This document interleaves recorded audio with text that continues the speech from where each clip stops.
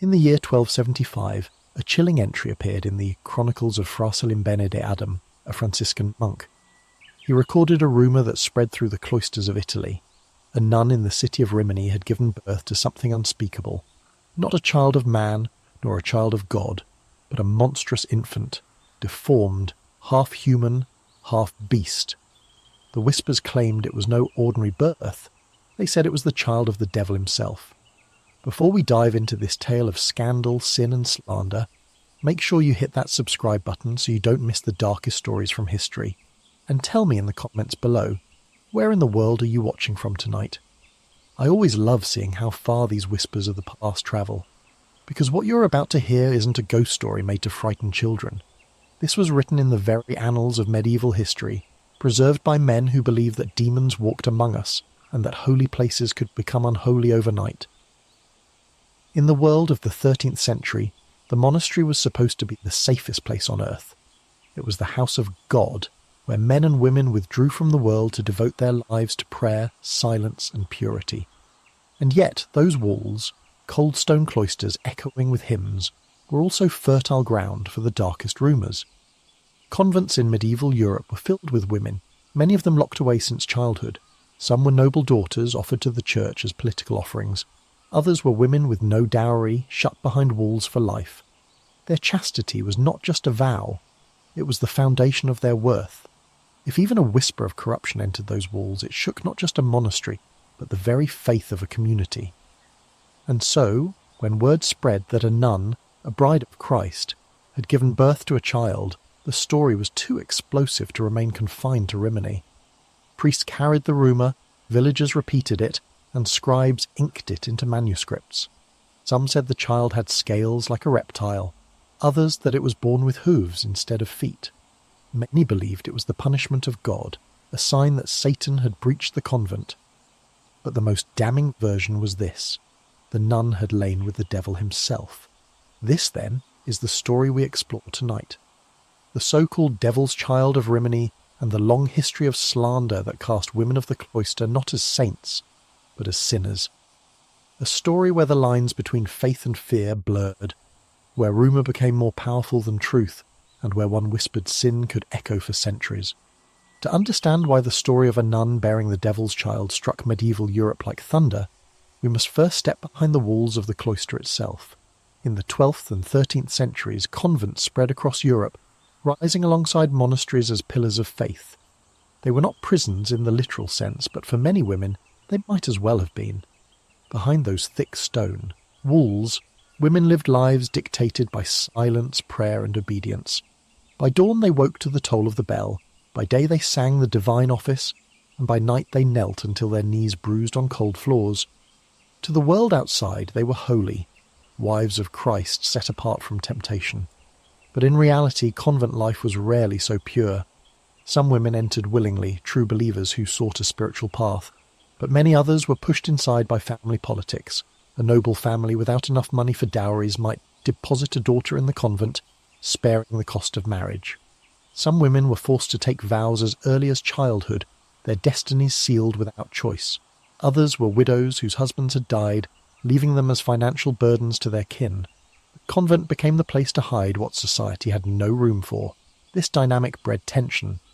A cloister full of women, some unwilling, some restless, became fertile ground for rumour. Any sign of rebellion, a nun caught speaking too freely, laughing too loudly, or glancing too long at a visiting priest, could trigger scandal. In a society obsessed with female chastity, even the smallest suspicion of impurity carried weight. The paradox of the convent was that it was at once sacred and suspect. Priests preached that nuns were untouchable brides of Christ, yet men, from bishops to peasants, whispered lurid fantasies of what might be happening behind those high walls. Were they truly saints, or were they sinners hiding in plain sight? By the 13th century, the Catholic Church had already faced multiple scandals where clerics and nuns were accused of breaking vows. In 1215, the Fourth Lateran Council had even issued strict decrees against immorality in religious houses, a sign that problems were widespread. Reports of priests seducing nuns, abbots fathering children, and convents turning into places of pleasure circulated across Christendom. It was in this atmosphere that the tale of the Nun of Rimini struck with devastating force, because a nun breaking her vow of chastity was already scandalous, but a nun allegedly giving birth to a child not of man, but of the devil, became proof to some that the cloisters themselves were vulnerable to corruption of the darkest kind. For medieval society, the nun was the ultimate paradox. She was supposed to embody purity, yet she lived hidden, silent, and inaccessible, which made her the perfect vessel for male anxiety and rumour. Every story of a fallen nun was not just a tale of sin, it was a morality lesson, a warning, and often a political weapon. And so, when whispers spread of a nun birthing a monster in Rimini, it was not treated as a strange local tale. It became a story that fed into Europe's deepest fears, that even the holiest women could become the devil's brides, and that within the sanctuaries of Christendom the seeds of damnation might already be growing. The year was 1275, and in the bustling Italian commune of Rimini, a city wedged between the Adriatic Sea and the Apennine Hills, a scandal began to unfold. It would not be etched into the records of state, nor inscribed on marble tablets, but rather whispered by clerics and chroniclers who lived in the uneasy space between faith and superstition. The most detailed version of this tale comes from the Franciscan friar Salimbene de Adam, 1221 circa, 1290, a chronicler whose chronica survives as one of the richest records of 13th century Italy. In his writings, scattered between observations of emperors, bishops, and daily life, he included a startling account. A nun in Rimini, supposedly devoted to Christ, had given birth. The child was not described as a normal infant, but as a monstrous creature, marked in the eyes of those who witnessed it as unnatural. Some said its form was twisted, some claimed it bore the features of beasts, and almost immediately the conclusion arose, this was no child of man but of the devil himself. The story fit neatly into a pattern of comparison. For centuries, historians and satirists had linked scandalous women to Rome's infamous Messalina, the lustful wife of Emperor Claudius, remembered in antiquity as a symbol of unrestrained sexual hunger. To medieval minds, a nun who had not only broken her vow, but also produced a monstrous child was nothing less than a new Messalina of the cloister. The power of this accusation lay not in evidence, for there is none preserved, but in the cultural anxieties of the time. Rimini in the 13th century was a place of shifting power, where communes balanced between papal authority and local feuds. Scandals involving religious houses could be seized upon by political enemies to discredit both the church and its representatives. A tale like this, whether true, half-true, or invented, had value beyond mere gossip. The child itself was described in varying ways, depending on the teller. Some claimed it had scales and claws, others whispered that its face was twisted with glaring eyes too large for its head. The sheer variety of these accounts signals less a factual description and more a moral tale being shaped with each retelling. To some, the deformity was proof of demonic parentage. To others, it was the punishment of God visited on a woman who had broken sacred vows. And yet no name survives for the nun herself. She is faceless in history, defined only by sin and scandal. The anonymity was itself a weapon. She could stand in for any nun, in any convent at any time. Her individuality was erased, because the story's power depended not on her humanity, but on her symbolism. She was not a woman, she was a warning. What makes Salimbene's inclusion of this tale striking is the context of his chronica. He was no idle gossip. He wrote with the weight of authority, shaping the moral imagination of later readers. His writings carried the assumption that these stories reflected truths about the dangers of unchecked passion, sin and corruption even within holy walls. By placing the Rimini nun alongside kings and emperors in his chronicle, he elevated her scandal from rumour to recorded history. Thus the nun of Rimini entered the stream of medieval imagination not as a figure of pity, but as a symbol of everything society feared about women in cloisters, that purity was only a veil, that the devil lurked even in convents, and that one whisper of corruption could unravel the image of holiness. The case of 1275 reminds us of the fragile line between fact and slander in medieval Europe.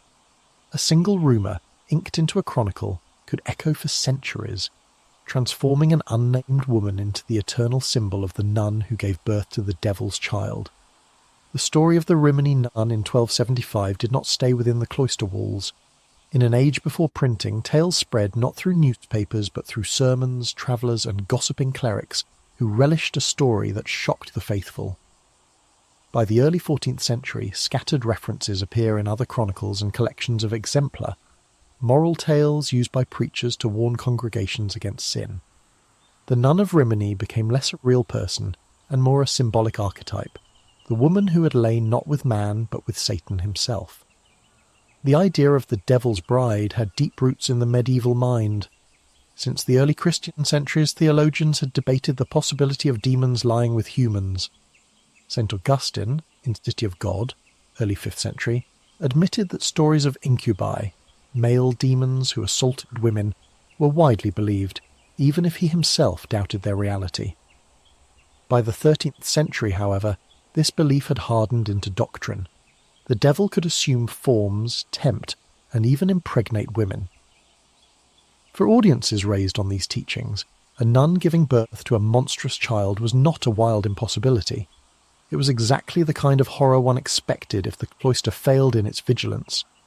The Rimini scandal therefore merged seamlessly with existing fears. In sermons, friars used it as proof that even behind convent walls, Satan prowled, waiting for a moment of weakness. The image of a nun becoming a bride of the devil was both titillating and terrifying, and it reinforced patriarchal control over female religious life. The message was clear: women must be watched, confined, disciplined, or else even the holiest institution could be corrupted. In Rimini itself, records suggest that convents faced increasing scrutiny in the decades after the scandal. Civic statutes from the early 1300s tightened restrictions on movement and interaction between nuns and the outside world. Was this reaction shaped by the Rimini tale? It is impossible to say directly, but the coincidence is telling.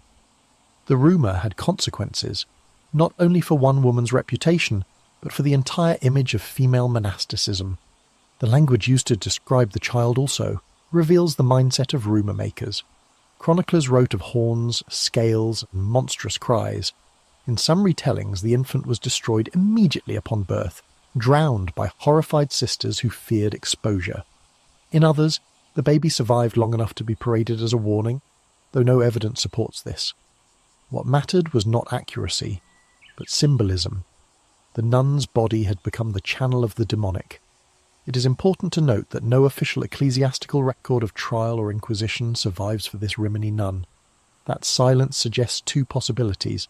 Either the story was too scandalous to record formally, left instead to the moralizing of friars like Salimbene, or it was never investigated because it was never meant to be fact. Its role was rhetorical, to frighten, to shame, to control. Yet in the imagination of medieval Europe, the lack of evidence was irrelevant. Rumour had a power of its own. A whispered accusation of consorting with the devil could cling to a woman's name long after she was dead, erasing her identity and replacing it with legend. The Rimini nun became one such figure, a ghost of scandal who outlived the century that birthed her. By the mid-14th century, similar tales began surfacing in other convent scandals across Italy, France and Germany. Each bore the same signature elements: a cloistered woman, a broken vow, a monstrous or deformed child, and whispers of the devil's hand. The Rimini case had set a template, one that would be repeated again and again in Europe's dark chronicles. The rumour of the devil's bride was not about truth. It was about control through fear, of women, of sexuality, of the boundaries of holiness. In that sense, the nun of Rimini was less a sinner than a sacrifice, her story twisted into a warning that echoed long after her real life had been forgotten. In the Middle Ages, childbirth was never merely biological. It was spiritual, moral and symbolic. A healthy child was proof of God's blessing. A malformed or monstrous child, on the other hand, was seen as a sign of sin, punishment, or even direct interference from the devil. Against this backdrop, the story of a nun who gave birth to a demonic-looking infant fit perfectly into the darkest fears of medieval imagination. Chroniclers like Salimbene de Adam and later commentators did not merely claim the Rimini nun gave birth to a child. They insisted the baby was monstrous, with grotesque features that betrayed its infernal origins. Some versions described horns sprouting from its head, others a scaly body or bestial cries. These details were not just inventions of horror, they reflected centuries-old associations between deformity and moral corruption. Theologians such as Isidore of Seville, 7th century, had written that monsters were portents, warnings from God that sin had taken root in society. Later, in the 12th and 13th centuries, this belief hardened. Monstrous births were often cited in chronicles right before or after wars, famines, or outbreaks of heresy, as if nature itself was a divine messenger. Thus, when rumours swirled that a nun had delivered such a child, it was not treated as isolated scandal, but as an omen that the Church itself was being punished. Medieval medicine, though influenced by Galenic theory, also reinforced these fears. Writers like Albertus Magnus circa 1200 to 1280 acknowledged that deformities could occur naturally, but even he admitted they might also arise from the corruption of seed or demonic interference. For a cloistered virgin to produce a monstrous infant, the explanation was obvious to a medieval audience. Satan himself had entered the convent. Examples of monstrous births litter medieval chronicles. In 1254, Matthew Paris recorded the birth of a child with a dog's head in England, seen as a punishment for sin in the kingdom. In 1290, chronicles in Germany told of twins fused together, one head glaring while the other wept, interpreted as a sign of civil discord. Each of these reports heightened the credibility of the Rimini tale. If monsters were born elsewhere, why not in a convent where Satan's presence was already suspected? But monstrous births also carried specific weight when linked to women's sexuality. Medieval society already viewed female bodies as porous, unstable, and prone to corruption. Nuns, who vowed chastity, were supposed to rise above this weakness. When one of them was accused not only of breaking her vow, but of producing a monstrous child, it reinforced the stereotype that women were dangerous vessels through which sin could physically manifest. The monstrous child became living proof of female moral failure. The Rimini infant, whether it existed or not, was quickly stripped of individuality and turned into a symbol of evil. Some retellings insist it was immediately drowned or smothered by horrified sisters, as though to erase the evidence of demonic corruption. Others suggested it lived long enough to be displayed, a grotesque reminder of divine wrath. No matter the variation, the meaning was the same. The convent had been invaded by sin, and the nun's womb had become the devil's workshop. This obsession with monstrous births would continue for centuries. During the witch trials of the 16th and 17th centuries, accused women were often blamed for giving birth to stillborn or deformed infants, supposedly conceived with demons. The seeds of those later horrors were already planted in medieval stories like Rimini. What matters most is how the scandal used the imagery of birth itself. In a world where lineage, purity, and legitimacy defined power, to taint a woman's womb with monstrosity was the ultimate act of defilement. The Rimini nun was remembered less as a woman and more as a mythological figure, her child a grotesque emblem of corruption. The story of the nun and her monstrous offspring was not unique, but it struck at the heart of medieval anxieties. If even the holiest virgins could produce monsters, what hope was left for the rest of society? Though cloistered behind high walls and sworn to vows of poverty, chastity and obedience, medieval convents were not untouched by scandal. In fact, some were hotbeds of rumour, intrigue, and at times undeniable sexual corruption. To accuse nuns of sin was not only to question their morality, but to attack the very credibility of the Church. And while many stories of devil's children were exaggerated, there is no doubt that real cases of forbidden desire within cloisters fed the medieval imagination. Chroniclers of the Middle Ages delighted in recounting tales of fallen nuns.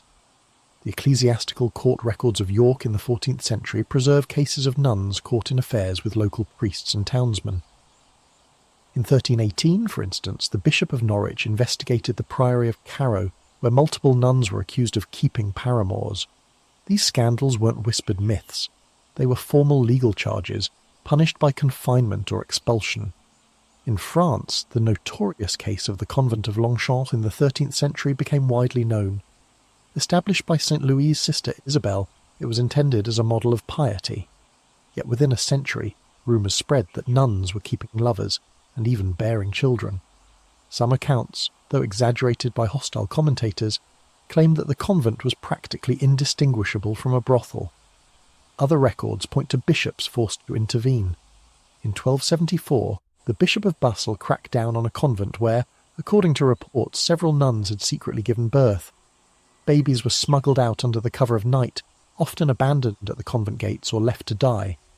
While shocking, such cases were likely rare, but the mere existence of a single example made the Rimini scandal plausible in the medieval mind.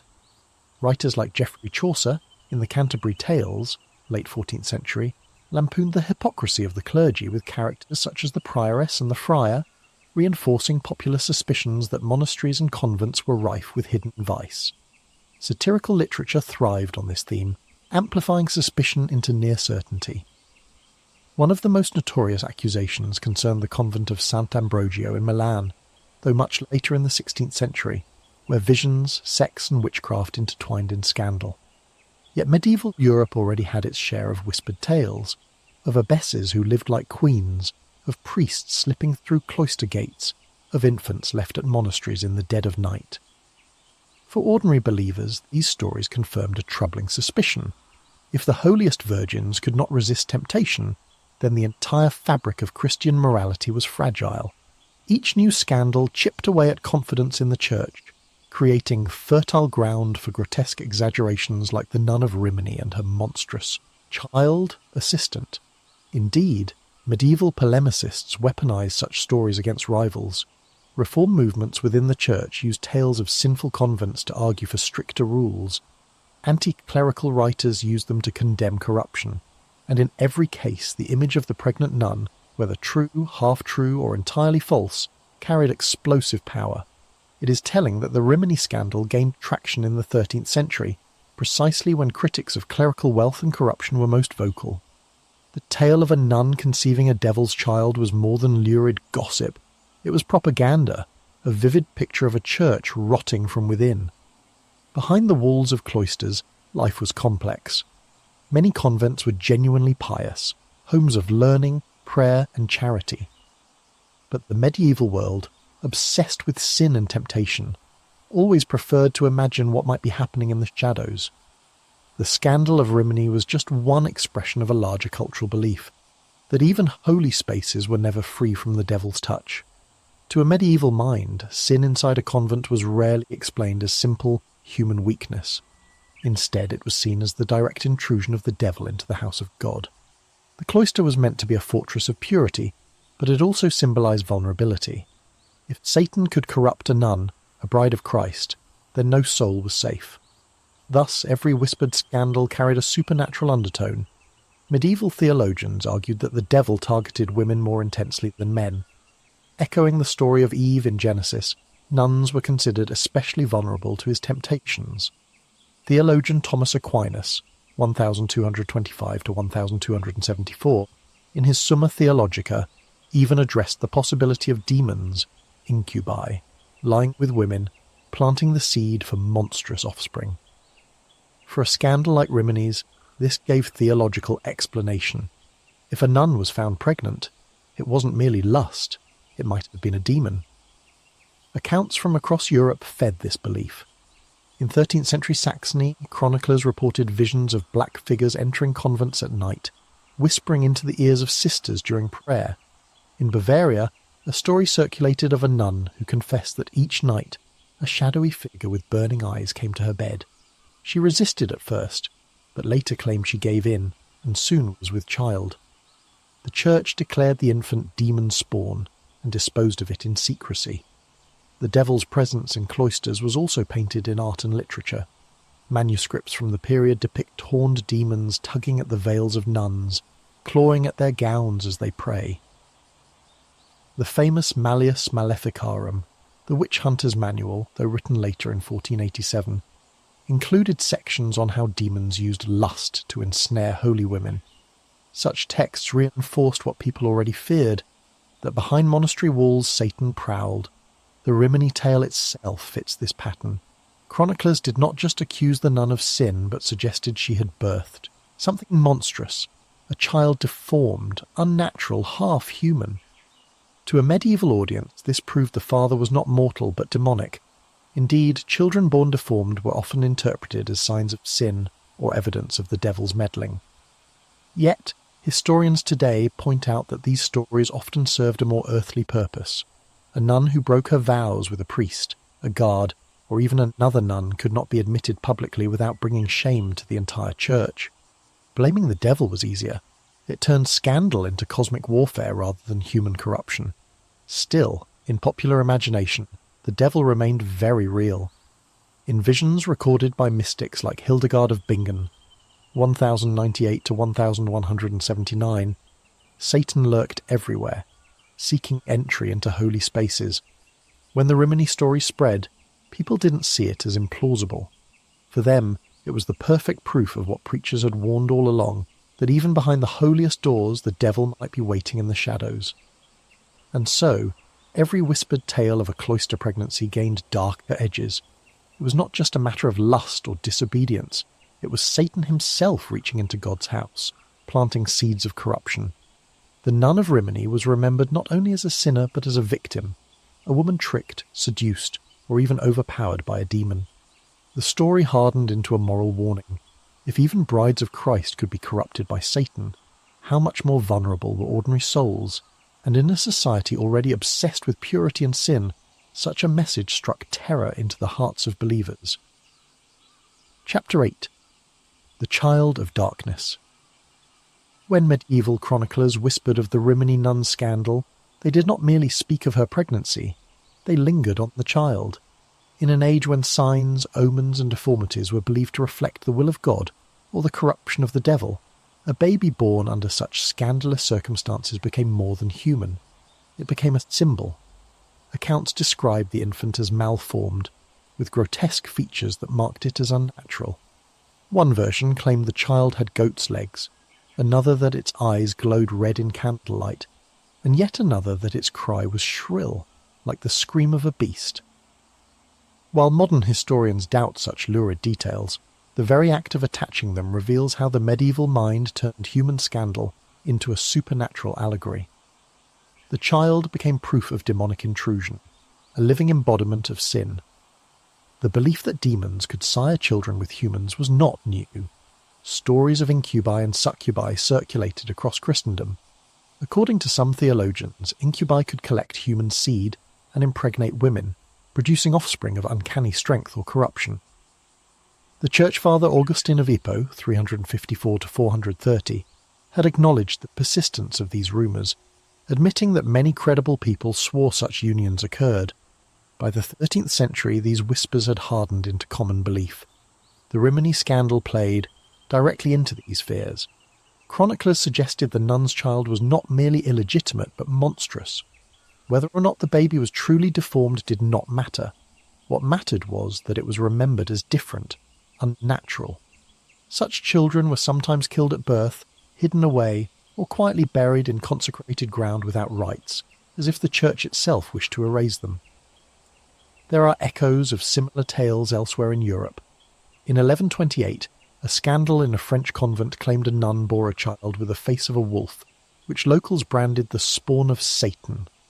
In Spain, a 14th century legend told of a nun whose infant had scales like a serpent, a grotesque detail meant to drive home the unnaturalness of the act. Each tale reflected the same cultural pattern. When a woman vowed to God gave birth, the explanation was never simple lust. It was demonic corruption. The idea of devil children also served as a political weapon. A powerful abbess might find her reputation ruined if whispers spread that one of her nuns had birthed such a child under her watch. Her authority, once respected, could collapse overnight. For noble families who placed daughters in convents, these scandals carried shame across generations. But the greatest effect was on ordinary people. For peasants and townsfolk who heard these tales, the notion of a devil child born in a monastery was terrifying. If even cloisters, sacred sanctuary, could produce monsters, then what hope was there for the wider world?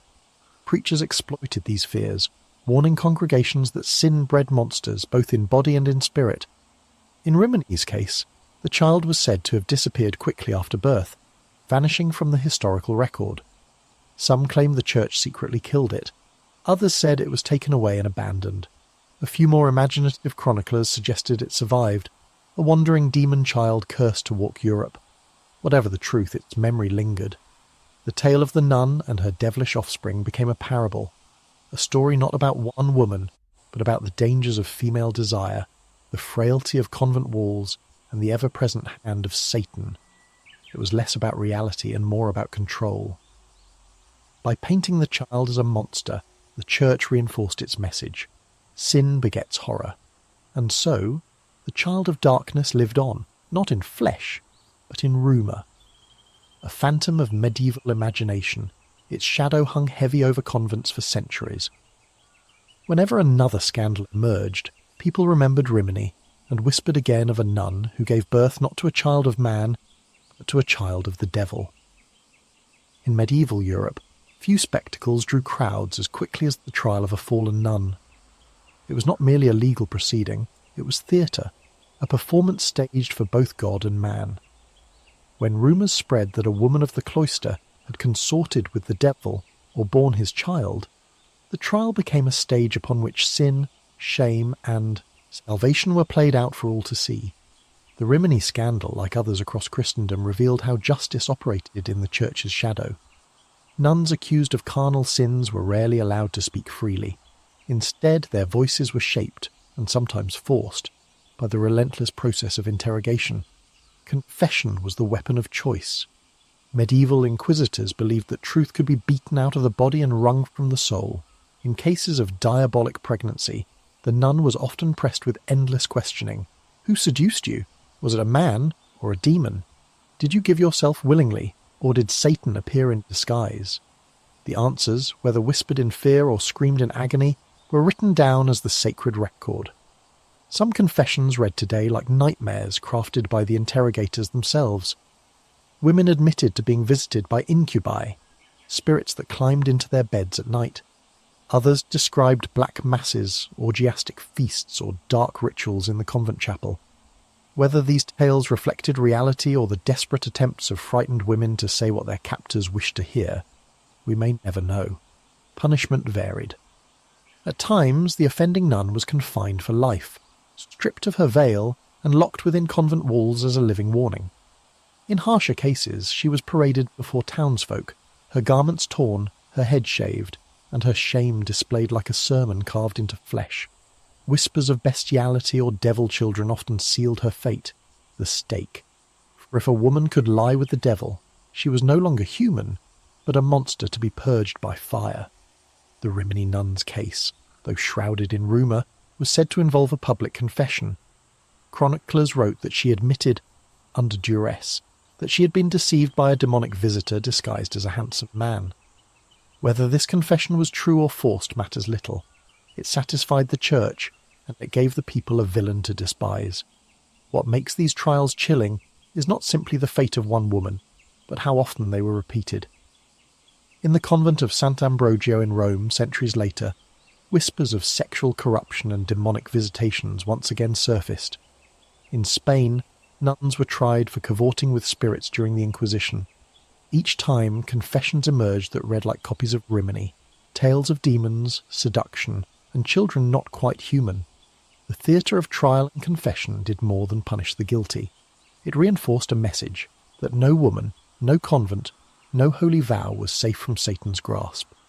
The people were taught to fear not only the devil in the wilderness, but the devil in their midst, hiding behind cloister walls.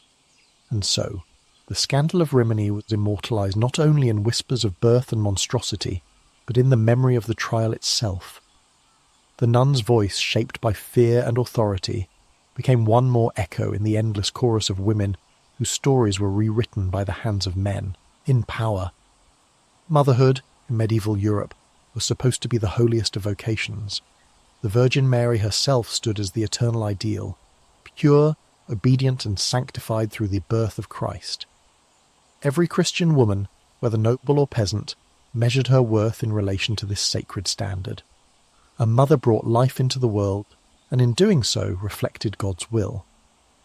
But when rumour twisted this image, when whispers claimed that a nun, a bride of Christ, had given birth to a monstrous child, the meaning of motherhood turned into horror. The scandal of Rimini, recorded in chronicles, was not about one child or one woman alone. It was about a world where maternity could become diabolic. To say a nun had borne the devil's child was to invert the holiest story of all. It mocked the nativity itself, replacing the infant Christ with an abomination. In this way, demonic motherhood was not just a personal accusation. It was a theological nightmare. Chroniclers spared no grotesque detail. Some claimed the child had claws, others said its eyes glowed red in the dark. A few whispered it had no human face at all, but the muzzle of a beast. These features were not idle invention, they were symbols. A child with hooves evoked pagan satyrs, the enemies of Christian virtue. Scales recalled the serpent of Eden. Deformities became proof that this was not human life, but Satan's mockery of it. The image of the demon child served two purposes. First, it dehumanized the mother. The nun who bore it was no longer a victim of rumour or coercion. She was the devil's consort, an Eve reborn in corruption. Second, it terrified the faithful. If Satan could impregnate a consecrated virgin, then no sanctuary was safe, no vow of chastity unbreakable. Fear spread like wildfire, and with it came the Church's opportunity to reinforce its authority. Theologians of the era debated the possibility of such births. Augustine of Hippo, centuries earlier, had warned of demons who could assume human form and mate with women. Thomas Aquinas, writing in the 13th century, insisted that demons could not create life, but could manipulate human seed to counterfeit it. These debates, while academic, gave fuel to the belief that a demonic child was possible. And so, the rumour of the Rimini nun fit neatly into existing fears, not a fantasy, but a confirmation of whispered doctrine. Beyond Rimini, the archetype of the demonic mother haunted Europe. In Germany, stories circulated of women impregnated by incubi. In France, tales were told of nuns who birthed monstrosities that were hidden or drowned at birth. Even into the witch trials of the 16th and 17th centuries, confessions often included accusations of unholy unions and monstrous children. What made these stories endure was their ability to strike at the core of medieval imagination. Motherhood was sacred, therefore its corruption was the ultimate blasphemy. A nun who gave birth to a devil child was not just guilty of sin, she had perverted the very act of creation. Her womb, once imagined as a vessel of purity, became the devil's workshop. The Rimini scandal became part of a long cultural tradition that blurred the line between rumour and theology. Whether or not such a child ever existed mattered less than the fear it inspired. It turned convent walls into haunted places, cloisters into chambers of suspicion. It turned every nun's body into a contested battlefield between Christ and Satan. And perhaps most chilling of all, it ensured that the story of one woman, condemned, silenced and forgotten, would echo not as her truth, but as the legend of the mother of the devil's child. If medieval rumour could place the devil's child in a nun's womb, it could just as easily place the devil himself inside the cloister. By the late Middle Ages, whispers of diabolic presence within convent walls were as common as tales of saintly visions. To many, the convent was not only a place of prayer and purity, it was a battlefield where angels and demons fought over the souls of women sworn to God. Monastic chroniclers often described moments when temptation and terror erupted within cloistered halls. Some claimed that Satan would appear in the guise of a handsome man, slipping into the dreams of young novices. Others wrote of black dogs prowling the corridors, their eyes glowing with unnatural fire. These stories were not meant to be taken lightly. They reflected a deep anxiety that behind the high stone walls of monasteries, where men and women lived under vows of chastity, desire might still smoulder, and where desire lingered, the devil was never far behind. The Rimini scandal was only the most infamous case. Across Europe, scattered records spoke of similar tales. In 13th century Cologne, a nun was said to have confessed under torture that she and others had been visited by a dark figure during the night. In Spain, a convent investigation in the early 15th century accused an abbess of encouraging her sisters to lie with shadowy men who vanished before dawn. Whether these accounts were fact or fabrication, they cemented the idea that the convent could harbour unholy secrets. Why did the devil appear so often in stories of nuns rather than monks? The answer lies in the gendered fears of medieval society. Monks might fall to greed or pride, but nuns were thought perpetually vulnerable to lust. Their secluded lives, stripped of men and devoted to Christ, ironically made them more suspicious. A nun was a bride of Christ, and so if she faltered, rumour insisted she had not merely fallen into sin, but had betrayed her divine marriage. For enemies of powerful abbesses, or for local rivals eager to seize convent property, nothing was more effective than a whisper of demonic presence. Literature fed these fears. Popular miracle tales told of nuns who consorted with devils until exposed by holy men. Preachers thundered from pulpits that cloisters could become brothels if vigilance failed. Even the art of the period hinted at corruption. Manuscript margins sometimes showed horned demons tugging at the veils of women religious. The devil in the convent was not just metaphor. For medieval audiences it was explanation. Strange noises at night, pregnancies concealed, alliances between abbesses and local lords, all could be laid at the devil's feet. Where reason faltered, superstition filled the void. And in that superstition, the image of the Rimini nun's demonic child became not a single scandal, but a symbol of what could lurk behind every convent wall. It is telling that reformers used these stories as justification for intervention. Bishops visiting monasteries spoke of rooting out corruption, often citing rumours of diabolical activity as pretext to tighten control. In some cases, convents were dissolved outright, their property seized by the church or the crown. Thus, the devil in the convent was not just a tale, it was a weapon of reform, politics, and power. To the medieval imagination, no place was too sacred for Satan's shadow. And if the cloister, with its prayers and hymns, could be corrupted, what hope did the streets of Rimini or Rome have? The devil's presence in the convent confirmed the greatest fear of all, that holiness itself could be mocked, turned inside out, and remade into scandal. If medieval rumour was merciless, medieval punishment was harsher still. The Church, when faced with whispers of diabolic nuns, rarely sought to uncover truth in a modern sense. Instead, its first instinct was containment, to protect the image of Christendom, even if it meant erasing the women at the centre of the scandal. Records of episcopal courts in the 13th and 14th centuries show a familiar pattern. When a nun was accused of sin, whether sexual misconduct, possession, or in extreme cases giving birth, she was not offered the dignity of open defence. The convent itself would be placed under visitation, an official investigation by a bishop or papal legate. The sisters were interrogated, often under oath, sometimes under duress. Silence was dangerous. A refusal to answer was taken as guilt. A confession, even coerced, was treated as proof. The punishments varied, but they were always designed to humiliate and erase. Some nuns were stripped of their veils and returned to lay life in disgrace, branded as whores who had mocked their vows. Others were locked within convent walls in perpetual penance, forced to live in isolation, clothed in rags, surviving on bread and water until death. The most notorious cases, especially those involving rumours of demonic children, ended in public execution. Chroniclers tell us of women burned as heretics, their ashes scattered so no relic of their body might remain. Yet perhaps the cruelest punishment was silence. The Church did not want scandal repeated, it wanted it buried. Documents from Rimini, for instance, are fragmentary not because the story was forgotten, but because it was deliberately erased. Pages torn, records sealed, accusations phrased in vague language, all of it a strategy to suppress shame. The Church understood that a single tale of a nun birthing a devil could stain the sanctity of every convent in Europe. Better to destroy the evidence than let it live. The paradox was striking. Convents were both accused and protected.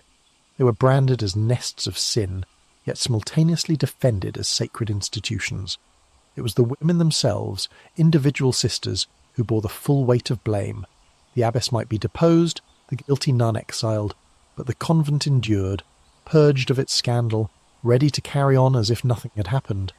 For the accused, silence was both imposed and internalized. Many likely went to their deaths without protest, convinced by confessors that they had indeed been corrupted by Satan. Others may have maintained their innocence only to find their words erased along with their names. In either case, the result was the same. History remembers the scandal, but not the woman. She is a shadow in the chronicles, reduced to rumour, never allowed her own voice. This silencing served a purpose beyond the convent walls.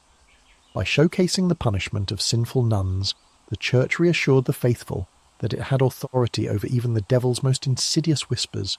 It turned scandal into spectacle, proof not of corruption, but of the Church's power to root out evil. Yet in that performance of purity, countless women were sacrificed to rumour, their lives extinguished for the sake of reputation. Thus, punishment and silence became inseparable. To be accused was to be condemned. To be condemned was to be forgotten. And so, century after century, the tale of the nun and the devil's child lived on in rumour, while the real woman, whoever she was erased from the world that judged her. Though the Church worked tirelessly to bury the scandals of demonic births within convent walls, the whispers found new life elsewhere. What bishops tried to silence, poets, chroniclers, and gossip carried into legend. The supposed sins of nuns became a fertile ground for medieval imagination, half cautionary tale, half sensational rumour. By the 13th century, popular literature across Europe had begun to echo the stories of devil-born children. Preachers' manuals included anecdotes of nuns deceived by Satan, bearing monstrous offspring as punishment for pride. In these texts, the nun was not merely a sinner, but a warning. Her fall, woven into sermons, meant to terrify congregations into obedience. The story became allegory. If even women of the cloister could give themselves to the devil, then no soul was safe without constant vigilance. Medieval poets embellished these whispers. In France, fabliaux, satirical tales meant to entertain, often portrayed nuns as lustful women sneaking lovers into convent walls or worse, coupling with demons disguised as priests. These stories were bawdy, mocking, and wildly popular among audiences who delighted in ridiculing the very institutions that claimed moral superiority. The nun and the devil's child became a stock image, not confined to history, but reshaped as folklore. Chroniclers, too, added fuel. The Italian Rimini tale of the devil-born infant was cited by Dominican preachers and reappeared centuries later in anti-Catholic propaganda during the Reformation. In the 16th century, Protestant polemicists revived these medieval rumours, pointing to them as evidence of Rome's corruption. What had once been a whisper in a cloistered hall became weaponized centuries later in political and religious conflict. Even demonology manuals, written by learned scholars who catalogued the workings of evil, did not resist the allure of the tale. Works like the Malleus Maleficarum, 1487, did not explicitly retell the nun's scandal, but they relied on the same archetype. Women, especially those supposedly dedicated to God, were weak before lust, easily seduced by Satan, and capable of birthing monstrosities. Thus the idea of the demonic child became lodged within the broader medieval worldview of temptation and sin. Over time, the echo grew more symbolic than literal. The figure of the nun with the devil's child was not remembered as one individual's fate, but as an enduring cultural nightmare. She appeared in ghost stories told by villagers, in whispered superstitions about haunted convents, in plays that mocked the clergy's hypocrisy. Every retelling twisted the image further, but always preserved the core scandal. A woman of God defiled by lust, punished with monstrous birth. In this way, the nun herself was forgotten, but her story immortalized. Literature, legend, and propaganda ensured that her scandal lived far longer than her name ever could. She ceased to be a person and became an archetype, the embodiment of fear, lust, and diabolic corruption. And with every retelling, the line between history and myth blurred. Was there ever truly a nun who gave birth to a devil's child? Or had she only ever lived in the echo of rumour, preserved in tales designed not to record the past, but to frighten, entertain, or control? When we peel back the layers of superstition, rumour, and moral panic, the scandal of the devil's child tells us less about a single nun and more about the society that created the story. Medieval Europe was a world where fear was a tool, wielded not just by the church, but by communities, chroniclers, and even entertainers. At its heart, the tale of the nun and her monstrous child was a parable about control. First, it reveals how fragile the position of women in religion truly was. Nuns were placed on pedestals as brides of Christ, yet they lived in a constant state of surveillance. Their purity was not simply a personal vow, but a matter of institutional credibility. If a nun was accused of lust or corruption, the shame extended beyond her. It tainted the convent, the bishop, even the very faith she represented. This made women in religious life both symbols of holiness and convenient scapegoats when scandals arose.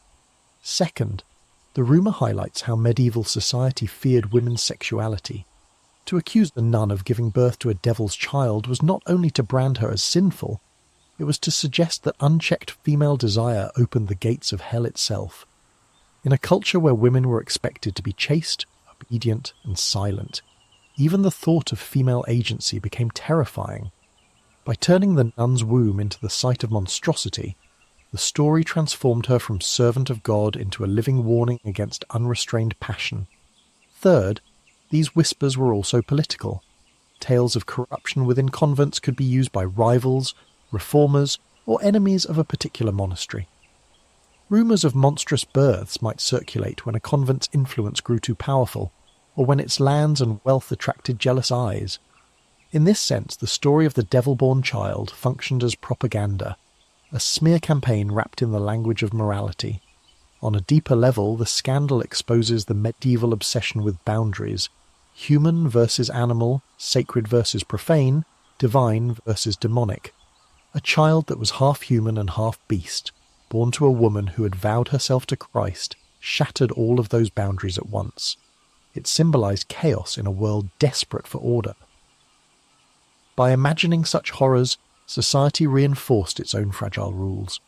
Rules that defined what was holy, natural, and permissible. Finally, we must recognize that stories like these survived because they were memorable. A scandalous tale of a nun and the devil spread far faster than the quiet piety of a cloistered life. The monstrous child of Rimini may never have existed, but the rumour was too powerful to die. It outlived the nun, the monastery, and even the medieval age itself, carrying forward into later centuries as a weapon, a joke, and a nightmare. The whispers, then, were not really about demons. They were about control of women, of sexuality, of reputation, and of power. The devil's child was not born in flesh, but in words, and those words proved far more enduring than any life. The cloister stands empty now. The stone walls that once rang with hymns are cold, their arches draped in silence. Where sisters once knelt in prayer, moss creeps across the floor, and broken light filters through shattered glass. Yet in the imagination of history, those stones are never quiet. They still echo with whispers of a nun, a scandal, and a child said to be born of the devil. We will never know her name. We will never know if she truly broke her vows, if she was the victim of lust, or if she was simply the victim of rumour. What we do know is that her story was recorded, retold, and twisted until it became something larger than her life. She was no longer a woman. She was a symbol, a warning, a weapon, a monster made of words, and that is the true cruelty of medieval scandal. The nun herself has long since turned to dust, but the tale of her devil's child survived in ink and parchment. Chroniclers repeated it, villagers exaggerated it, later storytellers embroidered it with new horrors. Over centuries her silence was filled with the voices of men who needed her to be something she never was. Perhaps she was guilty, perhaps she was innocent, perhaps there was never a child at all. But in the end, it doesn't matter. The rumour itself became her legacy, erasing everything else she might have been. A daughter, a sister, a woman who prayed at dawn and walked the gardens at dusk. Her humanity was stripped away, leaving only scandal, and that, more than demons or devils, is the truest darkness in this story. It shows us how history can be built on whispers, how reputations can be destroyed by the stroke of a pen, and how women, especially women who stepped outside the narrow roles society gave them, were turned into monsters in the eyes of the world. As the camera fades on the cloister, the silence feels heavy, not because the devil was ever here, but because the voices of women like her were never allowed to speak. The truth is gone, but the whisper remains. So the question lingers, was it sin or slander? Was the devil's child ever born? Or was it just Rome's cruelest weapon reborn in a monastery's shadow? The answer may be lost forever, but the rumour still walks,